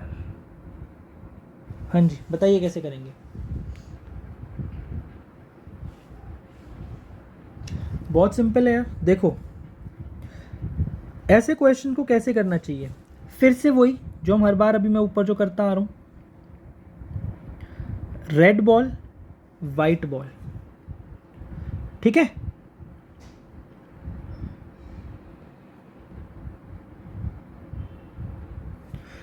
भाई मान लो मुझे 6 बॉल सेलेक्ट करनी है, ठीक है, मैं एक भी रेड नहीं ले रहा, 6 की 6 वाइट ले लेता हूं।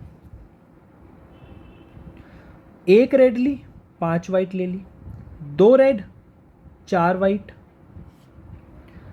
3 रेड, 3 वाइट, 4 रेड और 2 वाइट। मेरे पास रेड है, 5 बॉल है, 5 और 1। क्लियर हुई बात? ठीक है। अब देखो ध्यान से, इसके भी मैं 2 अप्रोच बताता हूं। अगर मैं टोटल वेज निकालूं, 6 बॉल सेलेक्ट करनी थी मुझे out of 5 red and 6 white, तो ऐसे समझो ना यार 11 डिफरेंट बॉल्स थी जिसमें से 6 सेलेक्ट करनी थी। टोटल वेज कितने होंगे? 11C6, right, 11C6। इसमें से मुझे रॉन्ग केसेस हटाने। रॉन्ग केसेस कौन से? जिसमें हर वो वाला केस हटाना है जिसमें दोनों में से किसी भी एक कलर की या दोनों कलर की 1 से कम, 2 से कम बॉल है। मतलब कि ये वाला केस,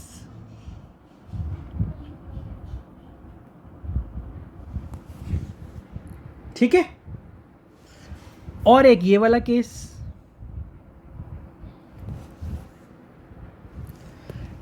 कितने केसेस होंगे ये वाले? देखो कितनी रेड बॉल्स थी? 5 red ball, 5C0 into 6C6। ये वाले कितने होंगे?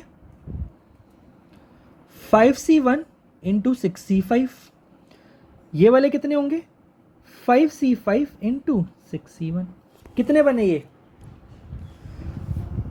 भाई 5c0 इंटू 6c6 कितना होता है 1, 5c1 इंटू 6c5 कितना होता है 30, और 5c5 और 6c1 कितना होता है 6, this is 11c6 is 462 minus 37, answer is 425।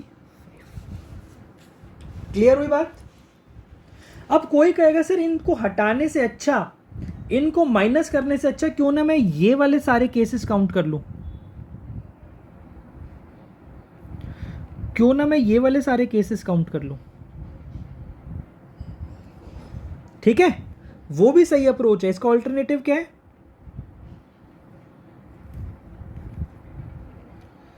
5c2 into 6c4 plus, पहला केस कवर हुआ, दूसरा case 5c3 into 6c3 plus 5c4 into 6c2। जब इसको कैलकुलेट करोगे ना ये भी 425। आई बात, दोनों मेथड अच्छे से क्लियर हो गए हैं, समझ आया। चलो ठीक है, next question.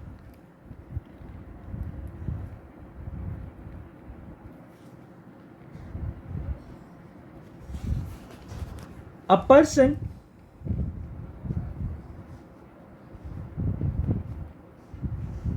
has 20 friends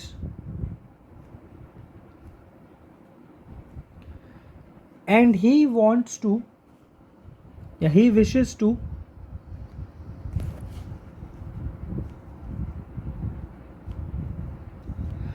organize as many parties as he can, as many parties as he can,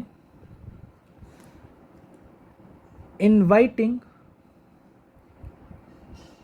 only 10 friends at a time.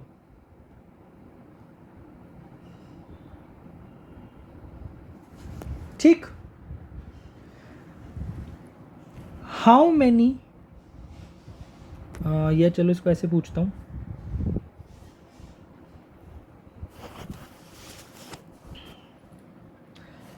if he wishes, रुको,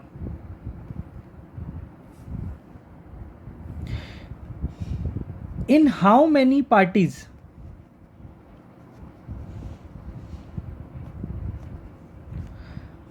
a particular friend will be invited। हाँ जी बताइए, कितनी ऐसी parties होंगी जिसमें एक कोई particular friend invited होगा।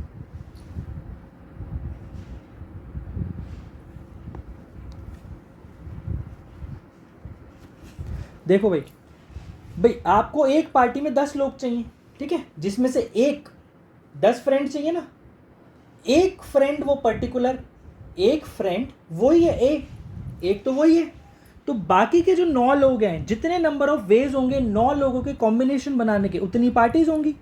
कितने वेज होंगे ऐसे 19 सी 9। हुआ क्लियर, क्लियर है ना। ठीक है, next question, find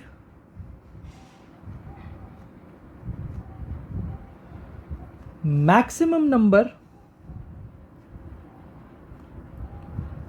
of point of intersection, maximum number of points of intersection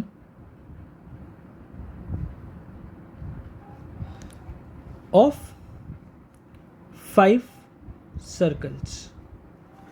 भाई आपके पास 5 सर्कल हैं, उनके maximum number of points of intersection कितने हो सकते हैं। अच्छा, अगर पहले मैं मिनिमम की बात करूं तो मिनिमम कितने होंगे 0। अब अगर मैं मैक्सिमम की बात करूं तो मैक्सिमम कितने होंगे, चलो मैं करके दिखाता हूं इस चीज को एक बार, ठीक है। मान लो 2 सर्कल ड्रॉ करता हूं मैं, ठीक, और एक और सर्कल ड्रॉ कर दिया। तो आपको एक चीज समझ में आ रही है कि 2 सर्कल मैक्सिमम 2 पॉइंट्स पे इंटरसेक्ट कर सकते हैं, 2 से ज़्यादा तो कर ही नहीं पाएंगे। इसका मतलब मैक्सिमम करने के लिए क्या मैं हर सर्कल को हर एवरी अदर सर्कल से इंटरसेक्ट करवा देता हूं? तो कितने पॉसिबल पेयर्स हो सकते हैं? 5C2। हर सर्कल के साथ पेयर बनाएगा, और हर पेयर कितने पॉइंट्स ऑफ इंटरसेक्शन देगा? 2। तो आंसर इज 20। समझ आया? क्लियर हुई है बात? ठीक है।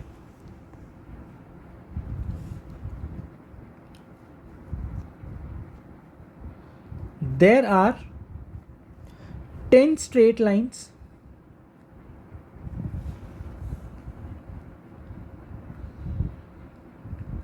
in a plane.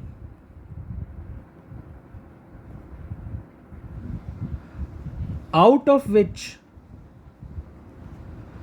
no 3 are concurrent and no 2 are parallel.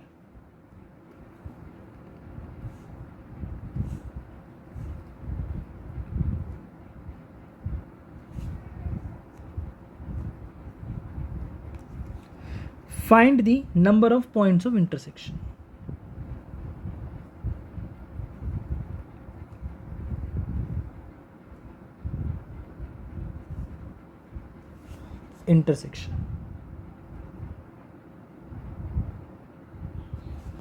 हाँ जी, बताइए। अब देखो, कॉन्करेंट का मतलब क्या होता है? कॉन्करेंट होता है no 3 of them are concurrent. मतलब कॉन्करेंट लाइंस वो होती हैं जो एक ही पॉइंट पे इंटरसेक्ट करती हैं। मान लो ये पॉइंट है वो, ठीक है। अब कोई भी 3 लाइन कॉन्करेंट नहीं है, तो मतलब ये सिचुएशन तो है ही नहीं, राइट? तो ये तो हटा देता हूं। तो मतलब, और 2 पैरेलल भी नहीं, तो मतलब क्या मैं बोल सकता हूं हर लाइन हर एक पॉसिबल दूसरी लाइन से इंटरसेक्ट करेगी। तो मुझे एक पॉइंट ऑफ इंटरसेक्शन के लिए क्या चाहिए? अब 2 लाइंस चाहिए। मुझे एक पॉइंट ऑफ इंटरसेक्शन के लिए 2 लाइंस चाहिए, तो 2 लाइन चूज कर लेता हूं। कैसे चूज करूंगा? 10C2 वेज में। अब क्योंकि हर पेयर एक ही पॉइंट ऑफ इंटरसेक्शन देगा, तो इंटू 1 इक्वल टू 45। तो टोटल 45 पॉइंट्स ऑफ इंटरसेक्शन होंगे। क्या ये बात क्लियर हुई? ठीक है। 14th, in a certain question paper,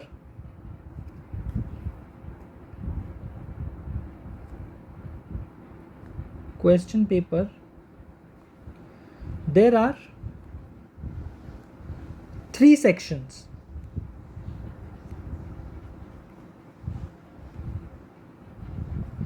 Section first contains 4 questions.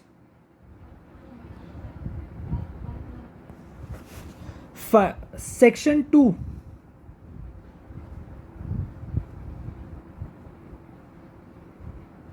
contains 5 questions.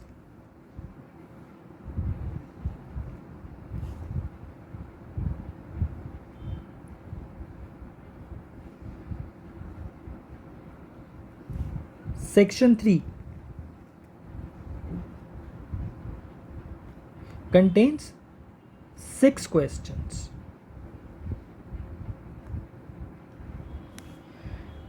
In how many ways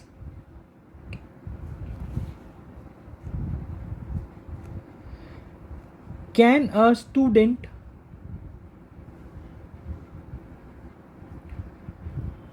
attempt the paper if he has to select at least one question from each section, but he cannot select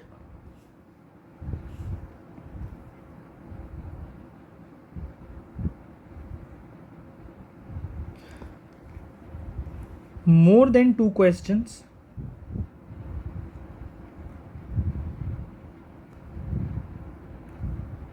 from any section. हाँ जी बताइए इसे। देखो simple है, पहले section में वो या तो एक क्वेश्चन सेलेक्ट करे इन 4C1 वेज, या फिर 2 क्वेश्चन सेलेक्ट कर लें 4C2 वेज में। अब इससे ज़्यादा तो कर ही नहीं सकता। अब नेक्स्ट सेक्शन पे गया, सिमिलरली नेक्स्ट सेक्शन से या तो एक क्वेश्चन या 2 क्वेश्चन। सिमिलरली तीसरे सेक्शन से या तो एक क्वेश्चन या 2 क्वेश्चन, बस खत्म। क्लियर हुआ? क्लियर हुआ ये चीज? ठीक है। अब देखो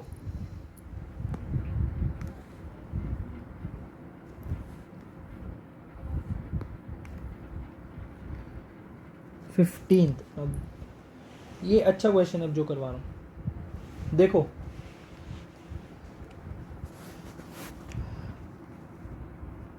find the number of ways of selecting 5 books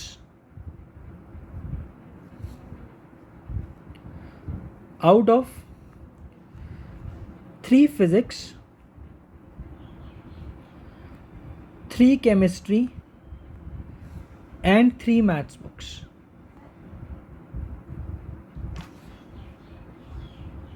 Such that at least one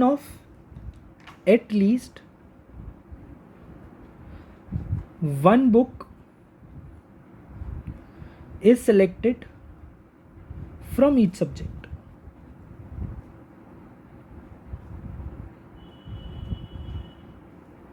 भाई देखो मेरे पास 3 फिजिक्स हैं, 3 केमिस्ट्री है, 3 मैथ्स की बुक्स हैं, तो मेरा टोटल 9 बुक्स हैं। मुझे 5 बुक सेलेक्ट करनी है सच दैट कि भाई जो हर सब्जेक्ट में से ना कम से कम एक बुक तो जरूर है। हाँ जी बताइए। अब देखो यहाँ पर फिर से क्वेश्चन है, ये क्वेश्चन मैंने जान कर लिया। टेक अवे क्या होगा यहाँ से भी, जो ऊपर से जो टेक अवे था। चलो इसका सोल्यूशन देखते हैं, फिर टेक अवे डिस्कस करते हैं। मैं आपको ये कह रहा हूँ कि आपके पास 3 फिजिक्स, 3 केमिस्ट्री, 3 मैथ्स है। अब कोई कहेगा सर तीनों में से एक एक बुक सेलेक्ट कर लो, 3C1 3C1 3C1, ठीक है।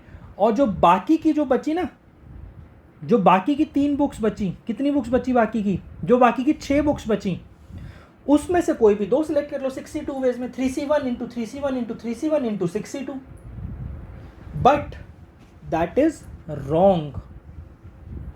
क्यों? क्योंकि फिर से सेम चीज, जो वो 6 बुक्स का ग्रुप होगा ना, और जो 3C1 3C1 3C1 जो ये 3 का ग्रुप है, ये डिस्टिंक्ट नहीं है, डिसजॉइंट नहीं है, ये सेम है, ओवरलैप है, तो फिर से ओवर काउंटिंग होगी यहाँ पर।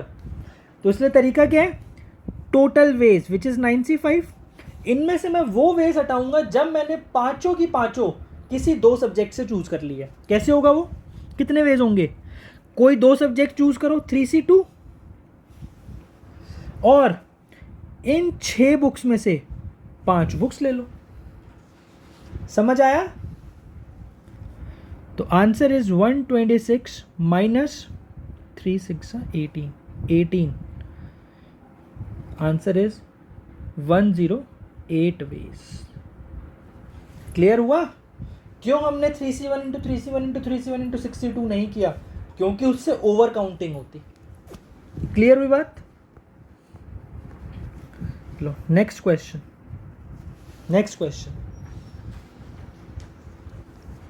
There are 10 points in a plane.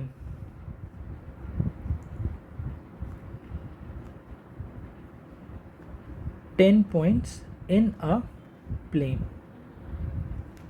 out of which 5 points are collinear.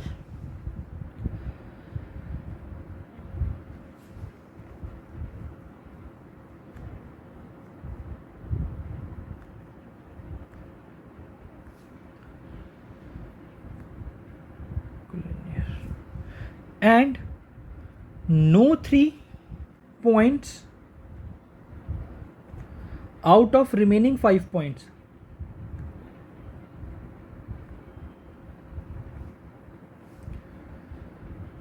Five points are collinear.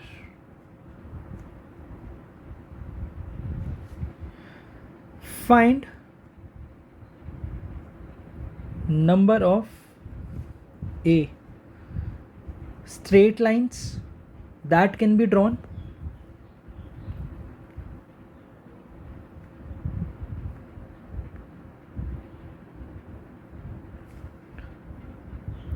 out of these 10 points. B triangles that can be formed. ठीक है, इस वाले को ध्यान से देखो, इस वाले क्वेश्चन को भी मैं हर क्वेश्चन आपसे ऐसा ही लेता हूं जिससे आपका कुछ ना कुछ कॉन्सेप्ट क्लियर हो. उसने मुझे बोला है 5 पॉइंट है, 1 2 3 4 और ये 5. भाई पांचों कोलिनियर है तो मैंने एक पे दिखा दिया. उसके अलावा जो बाकी के जो 5 पॉइंट है ना वो कोलिनियर नहीं है. 1 2 3 4 5. ठीक है, अब मेरे को एक बात बताओ, क्या मुझे एक स्ट्रेट लाइन ड्रॉ करने के लिए 2 पॉइंट्स चाहिए होते हैं? अगर मुझे 2 डिस्टिंक्ट पॉइंट्स मिल जाए तो मैं स्ट्रेट लाइन ड्रॉ कर सकता हूं, राइट? मैं 2 पॉइंट मिलते हैं, एक स्ट्रेट लाइन ड्रॉ कर सकता हूं. तो क्या करो ना, तो कितनी स्ट्रेट लाइन बनेंगी यहाँ पे? 10C2. भाई 10 पॉइंट्स हैं, उसमें से कोई भी 2 पॉइंट चूज कर लूँ. 10C2 हर पेयर मुझे, हर पॉइंट का पेयर मुझे एक स्ट्रेट लाइन देगा. लेकिन एक बात ध्यान से बताओ, जो ये वाला पॉइंट है और ये वाला पॉइंट, जब मैंने इनसे पास होने वाली स्ट्रेट लाइन बनाई तो यही आएगी जो मैंने ड्रॉ कर रखी है. सिमिलरली जब मैं इसको और इसको चूज करूंगा तो भी सेम स्ट्रेट लाइन आएगी जो मैंने ड्रॉ कर रखी है. तो मतलब एक स्ट्रेट लाइन 2 बार काउंट हो रही है. तो मतलब जितने भी पॉइंट्स इस लाइन पे कोलिनियर है, मैं उनसे मिलने वाली सारी स्ट्रेट लाइन्स माइनस कर रहा हूं, क्योंकि ये सारे के सारे एक ही स्ट्रेट लाइन देंगे. कितनी स्ट्रेट लाइन्स काउंट करी हमने इनकी? 5C2 + 1 = 36 straight lines. समझ आया +1 क्यों किया? क्योंकि एक लाइन तो ड्रॉ हो ही रही है ना इन सारे पॉइंट्स में से, इसलिए 36. अब बी पार्ट क्या कहते हैं? नंबर ऑफ ट्राइंगल्स कितने होंगे. भाई देखो, टोटल ट्राइंगल कितने मानोगे आप? 10C3, क्योंकि हर एक ट्राइंगल बनाने के लिए मुझे 3 पॉइंट्स चाहिए. हर डिफरेंट ट्रिपलेट मुझे एक ट्राइंगल देगा. लेकिन इन ट्राइंगल्स में से मैंने वो ट्राइंगल्स भी काउंट करेंगे जो नीचे वाले 5 पॉइंट से बन रहे हैं. बस नीचे वाले 5 पॉइंट मुझे एक भी ट्राइंगल नहीं देगा, इसलिए मैं क्या बोलूंगा? -5C3. 10C3 -5C3. इस क्वेश्चन को, बी पार्ट को करने का एक ऑल्टरनेटिव और है. ठीक है, वो बताता हूं.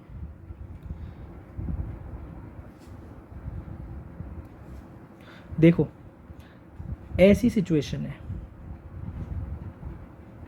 ठीक है, कलर से डिफरेंशिएट कर रहा हूं.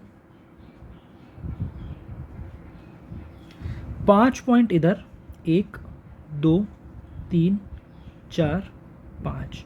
5 पॉइंट इधर.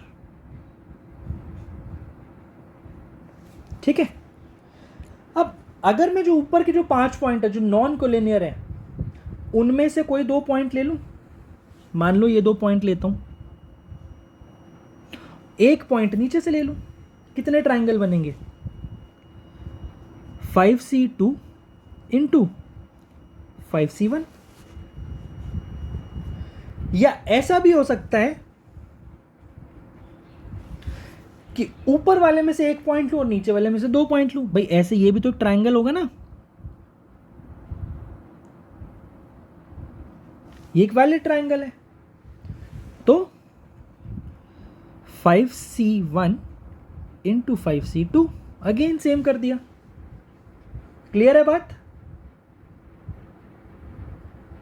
या अब जो ऊपर के 5 पॉइंट है उन्हीं में से तीनों पॉइंट ले लूं मैं, 5C3। दोनों आंसर सेम आते हैं, बट ऊपर वाला ज्यादा प्रेफरेबल है। क्लियर हुई बात? क्या ये बात क्लियर हो गई? ठीक है, next question.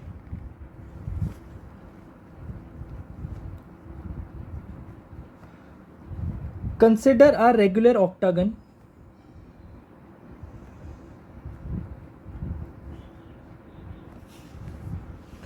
and its center.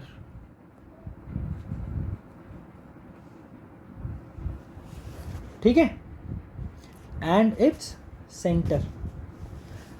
Find the A number of triangles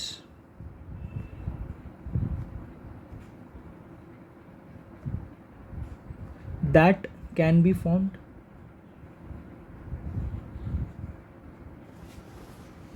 B,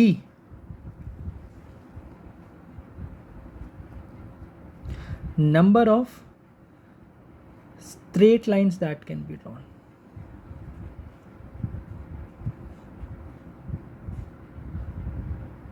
हाँ जी बताइए।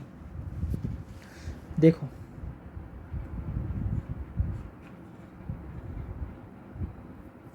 सबसे पहले तो एक रेगुलर ऑक्टागन ड्रॉ करते हैं, क्लैरिटी आएगी।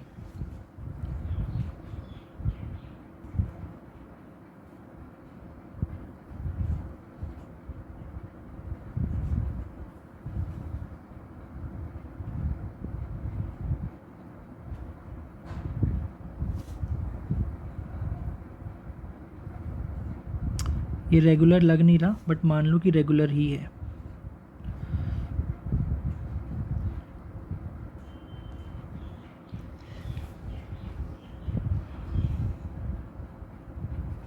ठीक है,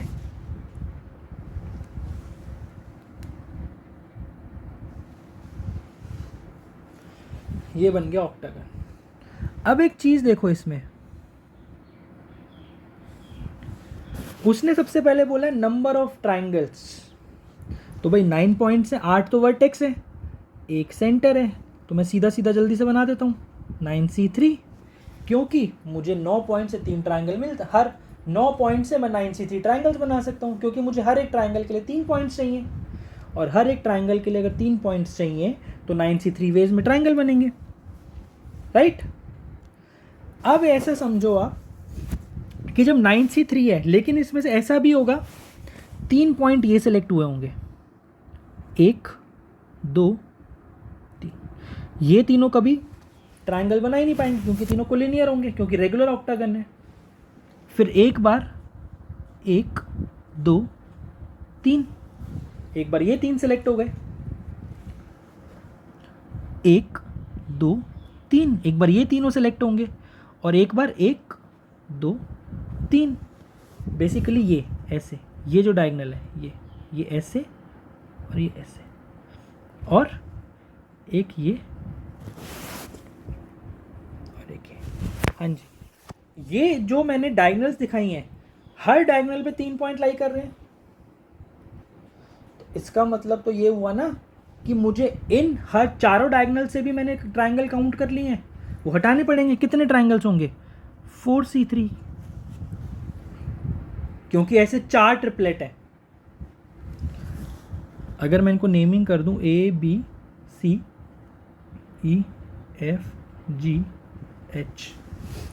अगर मैं इनको नेमिंग कर दूं तो क्या आपको एक चीज दिख रही होगी कि,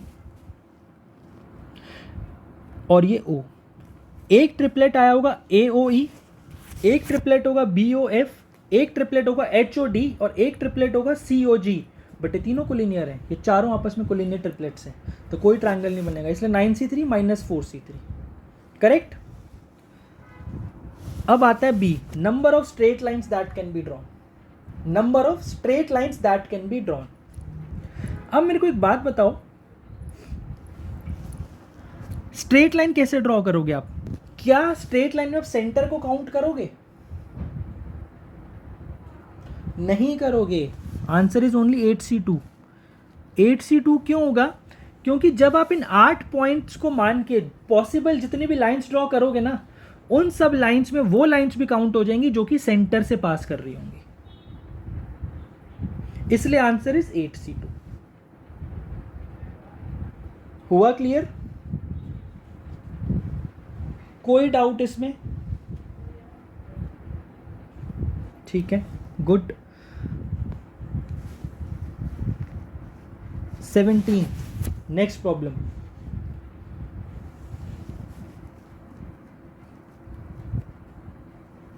find the maximum number of points of intersection, points of intersection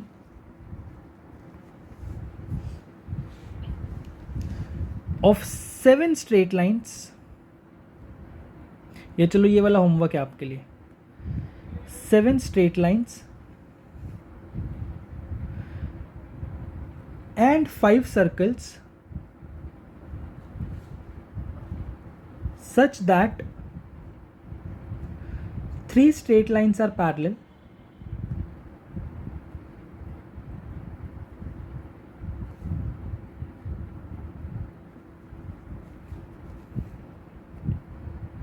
and 2 circles are concentric।